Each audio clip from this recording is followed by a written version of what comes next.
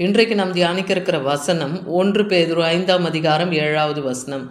அவர் உங்களை விசாரிக்கிறவரானபடியால் உங்கள் கவலைகள் எல்லாம் அவர் மேல் வைத்து விடுங்கள். இன்னைக்கு கர்த்தர் நம்மோடு இடைப்படுகிறார். நம்மை தேவன் விசாரிக்கிறவராக இருக்கிறார் இல்லையா? நம்மை காண்கிற தேவன், அவர் நம்மை விசாரிக்கிற தேவன். அதனால் உங்கள் கவலையெல்லாம் அவர் மேலே வைத்து விடுங்கள்னு சொல்கிறார். அவர் மேல் வைத்திட நம்ம முதல்ல பழகணும் இல்லையா?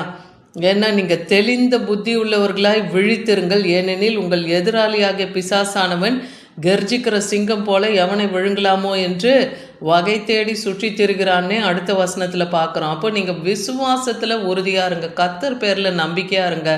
உங்கள் பிரச்சனை கவலையெல்லாம் அவர் பாதத்தில் வைங்க, பிசாசுக்கு எதிர்த்து நில்லுங்க. அப்போ அவன் உங்களை விட்டு ஓடி போவான்.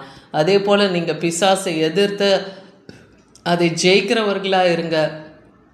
அப்போ கர்த்தர் உங்களோடு கூட இருந்து சகல காரியங்களையும் உங்களுக்கு நிறைவேற்றுவார்.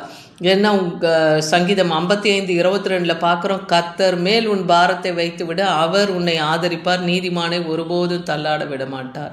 மறுபடியும் நமக்கு சொல்கிறாரு, நம் பாரத்தை அவர் பாதத்தில் நம்ம வைத்து விட்டோமானால் அவர் நம்மை ஆதரிப்பார், நம்மை நீதிமான ஒருபோதும் தள்ளாட விட மாட்டார்.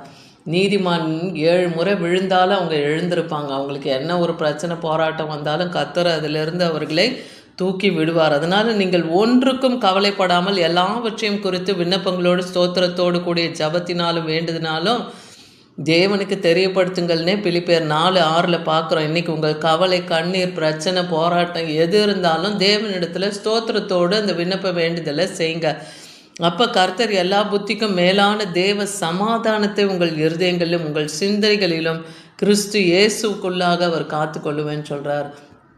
அதனால் இன்றைக்கி உங்கள் கவலைகளை அவர் பாதத்தில் வைத்துட்டு உங்கள் ஜப விண்ணப்பங்களை ஸ்தோத்திரத்தோடு விண்ணப்பத்தோடு அவர் இடத்துல நீங்கள் ஏறிடுங்க. உங்கள் இருதயத்துக்கு அவர் நல்ல ஒரு சமாதானத்தை தருவார்.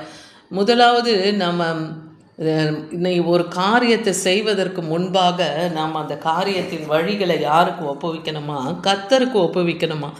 ஒப்புவித்து அவர் மேலே நம்பிக்கையாக இரு, அப்பொழுது அவர் காரியத்தை வாய்க்க பண்ணுவார்னே சங்கீதம் 37:5 பார்க்குறோம். அப்போ உங்களுடைய பிரச்சனை, போராட்டம் என்ன காரியமாக இருந்தாலும் நீங்கள் என்ன செய்ய போகிறீங்க? அந்த காரியத்தை கர்த்தரிடத்தில் ஒப்புவீங்க. இந்த காரியத்தை நான் அடுத்து இந்த விஷயத்துக்காக நான் செய்ய போகிறேன், இல்லை ஒரு வேலை தொடங்குறதாகட்டும், ஒரு பேங்க்கில் லோன் வாங்குறதாகட்டும், எந்த ஒரு காரியமாக இருந்தாலும் முதலாவது தேவனிடத்தில் அந்த காரியத்தை வழிகளை ஒப்பு கொடுங்க. அப்போ கர்த்தருக்கு சித்தமானால் அந்த காரியத்தை உங்களுக்கு வாய்க்க பண்ணுவார். அந்த விசுவாசம் உங்களுக்கு இருக்கணும். அவரை மாத்திரம் நீங்கள் நம்புங்க. உங்கள் வழியை கர்த்தருக்கு ஒப்புவிச்சுட்டு அவரை நீங்கள் நம்பும்போது அவர் உங்களை காரியத்தை வாய்க்க பண்ணுவார். இங்கே தாவீது சொல்கிறாரு சங்கீதம் 56:3-4 வசனத்தில், நான் பயப்படுகிற நாளில் உம்மை நம்புவேன். அப்போது தாவீதுக்கு எத்தனையோ நெருக்கங்கள் இல்லையா, எத்தனையோ எதிரிகளினால் அவர் ஜீவனுக்கு எத்தனையோ போராட்டம் இருந்தது. அப்போது அவர் என்ன சொல்கிறாரு? நான் பயப்படும் நாளிலே உம்மை நம்புவேன். அப்போ பயப்படுகிற காலம் வரும்போது நம்ம யாரை தான் நம்பணும்? தேவனை தான் நம்பணும். தேவனை முன்னிட்டு அவருடைய வார்த்தையெல்லாம் நான் புகழ்வேன், தேவனை நம்பி இருக்கிறேன், நான் பயப்படேன்னு ஒரு விசுவாச அறிக்கையிடுறாரு. அதை போல் இன்றைக்கும் நம்ம தேவனை நம்பி நாம் எந்த மனுஷருக்கும் பயப்படாதபடிக்கு மாம்சமானவன் எனக்கு என்ன செய்வான்னே தாவீது சொல்கிறார். அப்போ கர்த்தர் பேரில் நாம் நம்பிக்கை இருக்கும்போது எந்த மனுஷர்கள் நமக்கு என்ன செஞ்சிடுவாங்களோன்னு சொல்லினா அந்த பயம் நமக்கு தேவையே இல்லை. அதே போல் இந்த உலகத்தில் இப்போ எல்லாருக்குமே ஒரு கவலை என்ன? மத்தேயு 6:25-26 சொல்கிறாரு, எண்ணத்தை உண்போம், எண்ணத்தை குடிப்போம் என்று உங்கள் ஜீவனுக்காகவும், எண்ணத்தை உடுப்போம் என்று உங்கள் சரீரத்துக்காகவும் நீங்கள் கவலைப்பட்டு கொண்டிருக்கீங்களே. ஆகாரத்தை பார்க்கிலும் ஜீவனும், உடைய பார்க்கிலும் சரீரமும் விசேஷமானதாச்சே, அதை நீங்கள் அறியவில்லையான்னு சொல்கிறார். அப்போது இந்த பட்சிகளை எல்லாம் பாருங்கள், அவைகள் விதைக்கிறதும் இல்லை, நூற்கிறதும் இல்லை, களஞ்சியத்தில் சேர்த்து வைக்கிறதும் இல்லை. ஆனால் தேவன் அதன் காலத்திலே அவைகளுக்கு போஷிக்கிறார். ஒரு நாளும் பட்சிகளையும் விலங்குகளையும் கடல்வாழ் உயிரினங்களையும் எல்லாவற்றையும் தேவன் போஷிக்கிறார் இல்லையா?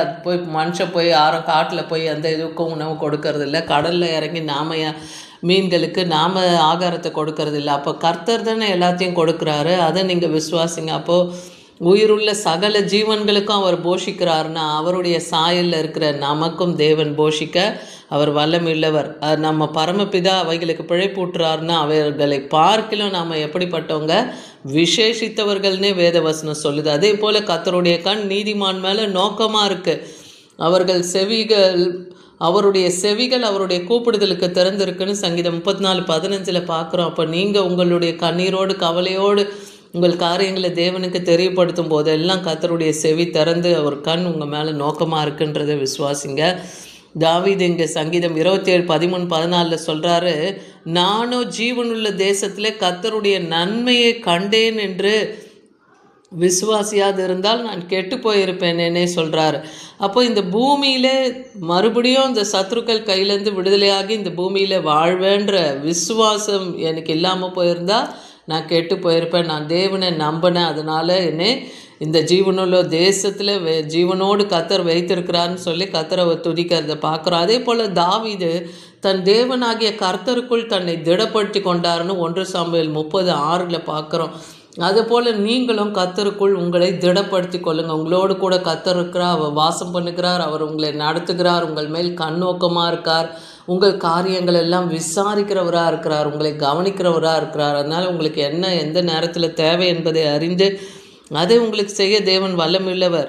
ஒரு சமயம் ஆண்டவராகிய இயேசு கிறிஸ்து ஒரு படகுல போகும்போது அவருடைய சீஷருங்கெல்லாமும் அதில் இருக்காங்க.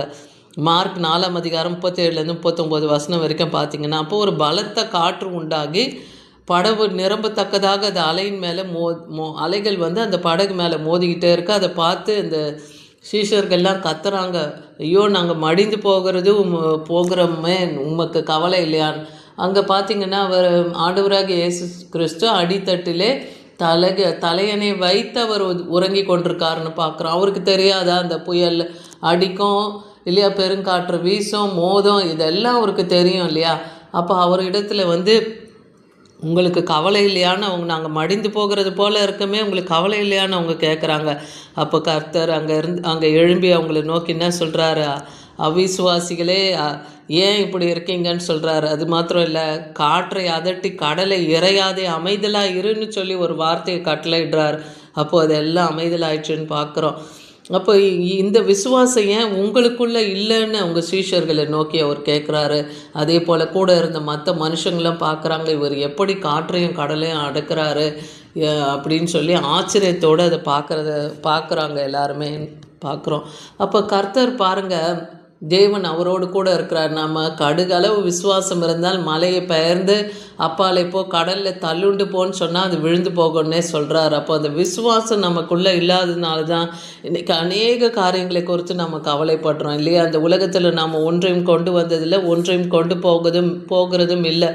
அதனால் கர்த்தர் தான் நமக்கு பிழைப்பூட்டுகிறார். அதை நம்ம உணர்ந்தோம்னாலே மற்றதை குறித்த கவலை நமக்கு தேவையில்லை. யோவான் 10:13 பார்க்குறோம், கூலிக்காக தான் வேலை செய்கிறான், அதனால் அவன் தனக்கு கொடுக்கப்பட்டிருக்க அந்த ஆடுகளை குறித்து அவன் கவலைப்பட மாட்டான், ஏன்னா அவன் கூலிக்கு வேலை செய்கிறவன். ஆனால் நம்ம ஆண்டவராகிய இயேசு கிறிஸ்து நானே நல்ல மெய்ப்பன்னு சொல்கிறார். பிதா என்னை அறிந்திருக்கிறது போல நானும் பிதாவை அறிந்திருக்கிறேன், அதுபோல் நானும் என்னுடையவர்களால் அறியப்பட்டும் இருக்கிறேன், என் ஆடுகளுக்காக என் ஜீவனையே கொடுக்குறேன்னு சொல்கிறார். இன்றைக்கி நமக்காக, நம்முடைய பாவம் அக்கிரமம் மீறுதலுக்காக தான் அவர் தன்னுடைய ஜீவனை கொடுத்து நம்மை அவருடைய இரத்தத்தினாலே நம்மை மீட்டிருக்கிறார், கிருபையினாலே நம்மை ரட்சித்திருக்கிறார். இன்னைக்கு நம்ம மரித்தாலும் நித்திய ஜீவனில் காணப்படுவோம் என்கிற அந்த நிச்சயத்தை நமக்கு கொடுக்கவே அவர் ஜீவனை தந்தார் இல்லையா. அவரை விசுவாசிக்கும் போது நம்ம கெட்டு போகாமல் நித்திய ஜீவனை அடைவோம். அப்போ நித்திய ஜீவனையே நமக்கு தருகிற தேவன் இந்த உலகத்து காரியங்களை நமக்கு தரமாட்டாரா? விசுவாசிங்க, கத்தரிடத்தில் உங்கள் நம்பிக்கையை வைங்க, அவர் மேலே உங்கள் பாரத்தை வைங்க. விசுவாசத்தோடு அவரை நீங்கள் நம்பி இருக்கும்போது கத்தர் உங்களுக்காக யாவற்றையும் அவர் செய்து முடிப்பார். ஆமேன்.